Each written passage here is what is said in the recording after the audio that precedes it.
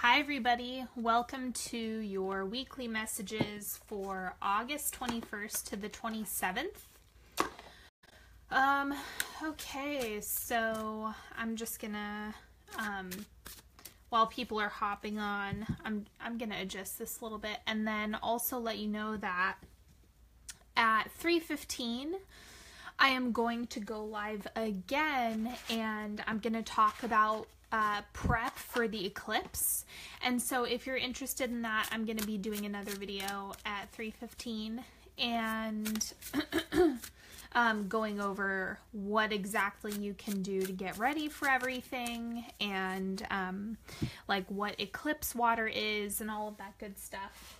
And so yeah, so I'm going to do weekly messages right now and then I'll go live later. Let's see, what do I want to do right now? Oh, and then the other thing is after the eclipse tomorrow, I'm going to be going live and after like my cards have been charging and I am going to, sorry, I'm distracting myself with cards. And then I'm going to do an all signs reading for the eclipse energy. So that is going to take place over like the next 6 months. And really what that cycle looks like for each one of the signs. So make sure that you are, you know, keep your eyes peeled for that tomorrow after the eclipse. I know some of you are going to be watching it. And then I'm doing prep work today and then I'm intentionally waiting for post-eclipse in order to read it. So, oh, that one popped right up. Okay, so I'm just going to do business as usual, like choose your own adventure type thing. So let's start out. I'm going to do an oracle card and an angel card for each, and then we'll go from there, see what's coming through this week. And if there's anything you want me to clarify, just go ahead and let me know in the comment section.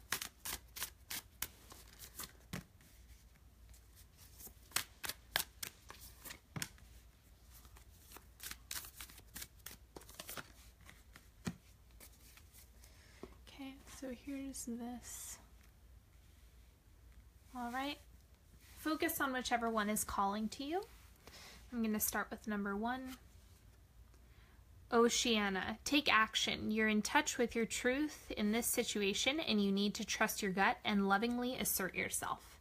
Wow, I have never pulled this card from this deck before. So this is really big in terms of trusting your intuition, understanding your own feelings and everything like that. So really trust your own intuition this week. Okay, card number 2, Archangel Michael. I am with you, giving you the courage to make life changes that will help you work on your divine life purpose. Okay, so this is, again, it's about taking action and really calling on angels and support in order for you to improve your work in the world. And card number 3, we have Astara. I've never pulled this one either. You deserve the best. Reach for the stars with your dreams and desires and don't compromise. Okay, so a lot of this has to do with manifestation this week, especially with the eclipse. It's all about like setting intentions, trusting your intuition, trusting your guidance, shooting for the stars. Like that's all coming to the surface, and then taking action as well. Okay, so for spread number 1, we have sacral chakra. So this is setting boundaries, especially if you understand that there is some aspect of your intuition that is telling you, oh, I need to kind of pump the brakes with this person. I need to assert myself and lovingly assert yourself. It even says it in the angel card. So the sacral chakra fits perfectly with this because it's about setting boundaries. And then spread number 2, heart chakra. I hand shuffled these.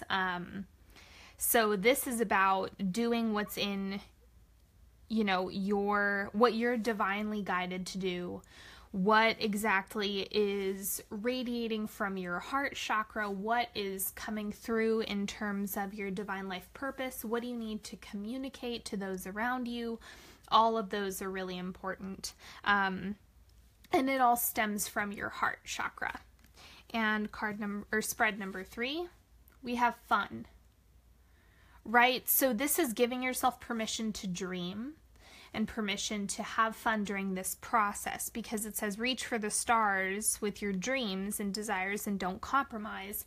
And part of that is like having fun with it. You know, consider it to be silly or wild or extravagant. Go into all of that so you're able to, you know, dream big and have those childlike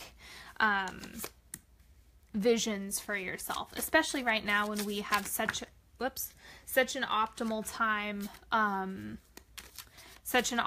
time to manifest with Mercury retrograde and all this other stuff. The eclipse, and so that's why I'm going to be talking about later, like just making sure that you take advantage of the astrology. My God, I can't shuffle today. This is what happens. Okay. Focus, Sydney. I'm going to lay a few more cards out.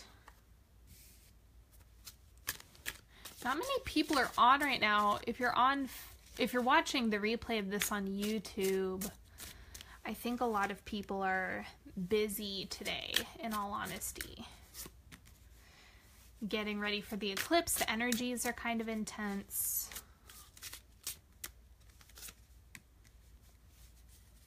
I'm not going to clarify the oracle cards, but I'll go through after and clarify one of the tarot cards that I pull.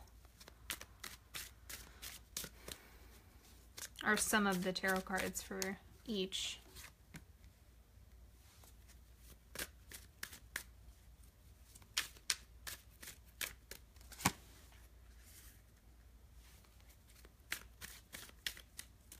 I like the way this spread is looking too.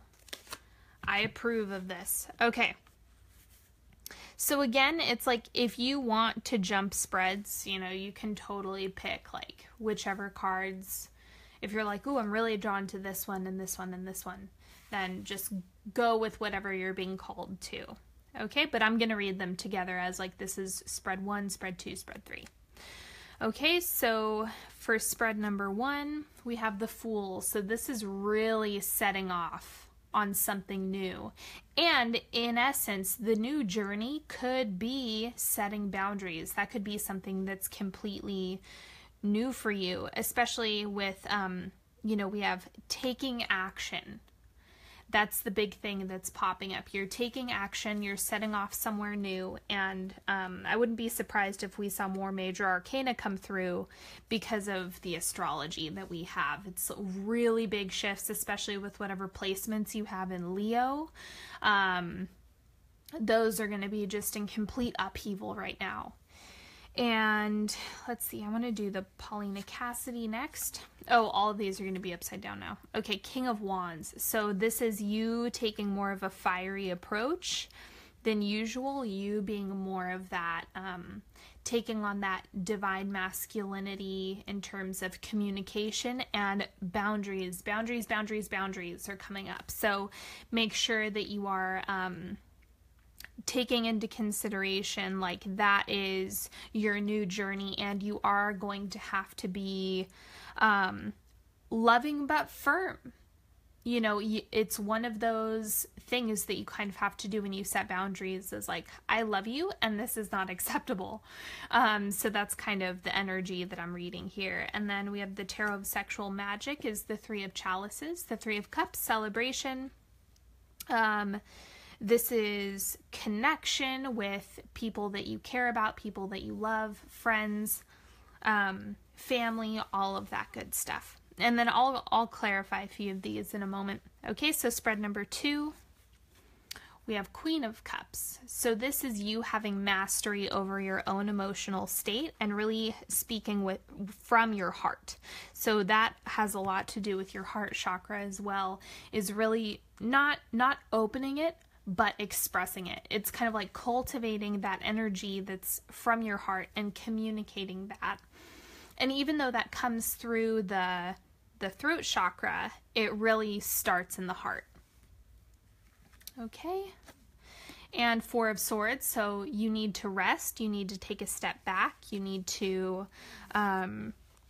just consider all of the variables before you take any big action. So it's more about listening to your internal guidance, calling on your angels, calling on your guides and so forth in order to get all of the information and the clear picture about what's going on. Okay, and then the Tarot of Sexual Magic, we have the Ace of Pentacles, so a new physical beginning. And this is really great because it also looks like your emotional state is what's creating the new physical beginning, if that makes sense. So as you get more guidance to do what you're called to, then it's going to result in the Ace of Pentacles, a new start, a fresh beginning, more seeds being planted, and just kind of setting off on a new energy. And in order to do that, you really have to get clear on what's in your heart and what are you communicating. Okay, and spread number 3, we have Page of Cups. Okay, so again, we have a lot of fresh, like really tapping into your inner child. This week is more important than ever because we have, the Page of Cups, shoot for the stars, dream big, have fun. All of these messages are coming up. So make sure that you're finding time to play and enjoy yourself this week. And then we have Paulina and Cassidy, 4 of Coins. So this is about being a little bit more conservative with what exactly you are giving to other people. And it's really about just make sure that you're getting enough downtime, that you're taking care of yourself, that you're taking care of your business before going... Yes, I completely agree. The eclipse is crazy. Which I'll be talking about at 3:15. Okay, so with the 4 of Coins, it's kind of like you're going to have to hold back in certain areas in order to let this stuff flourish. Okay, and then the Tarot of Sexual Magic, 2 of Wands. So this looks like planning, creating a vision, collaborating with someone else, but at the same time, kind of holding back to a certain extent. Okay, so this could be planning a new, here, do you want those ones? We'll just use those for that spread.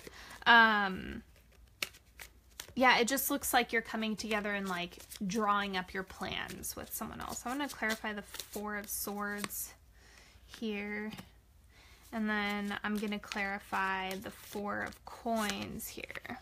Okay, so here we got Ace of Cups, beautiful, and we got the Hierophant. This is a good set to see here. So a lot of this, the Ace of Cups, and I could absolutely see the Ace of Cups coming in because you have a new journey, really, learning to set boundaries and everything, and that's what pushes you into a position where you're ready to receive the Ace of Cups. In order to have healthy relationships, you have to set boundaries. And so by doing that, you're really setting up a situation where you have a code of ethics. That's what the Hierophant is about. Really creating some rules for yourself. It's not always institutionalized structures and rules, but it's about you're creating this for yourself. You're laying the ground rules in order to perhaps call in some manifestation of a King of Wands, the Ace of Cups, and really setting off on that new journey. But it's all about setting boundaries and doing so lovingly and firmly. Okay, so then the 4 of Swords here, we have the Emperor. So this is about, mastery, and it also looks like it has to do with the Queen of Cups to a certain extent with the Emperor sitting here.